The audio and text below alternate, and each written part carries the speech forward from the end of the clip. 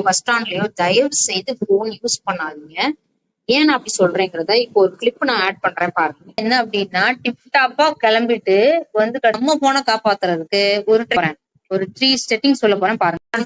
Settings 1 என்ன அப்படின்னு பாத்தீங்கன்னா, செட்டிங்ஸ்குள்ள போயிட்டு போன்ல செட்டிங்ஸ்ல போயிட்டு கீழே ஸ்க்ரோல் பண்ணீங்கன்னா கூகுள் அப்படிங்கிற ஆப்ஷன் இருக்கும். அந்த ஆப்ஷனை கிளிக் பண்ணிட்டு அதுல ஆல் சர்வீசஸ் அப்படின்னு சொல்லியிருக்கோம். அதை கிளிக் பண்ணுங்க. அதை கிளிக் பண்ணி முடிச்ச உடனே கீழே ஸ்க்ரோல் பண்ணிட்டே வந்தீங்க அப்படின்னா தெஃப்ட் ப்ரொடக்ஷன் ஒண்ணு இருக்கும். அந்த தெஃப்ட் ப்ரொடக்ஷனை கிளிக் பண்ணீங்கன்னா ஆன் பண்ணிட்டா போதும். அவன் உங்க போன் எடுத்துட்டு போனா அவனால சுவிட்ச் ஆஃப் பண்ண முடியாது. உங்களோட பின் கேட்கும். அதை பின் இல்லாம சுவிட்ச் ஆஃப் பண்ண முடியாது போனை.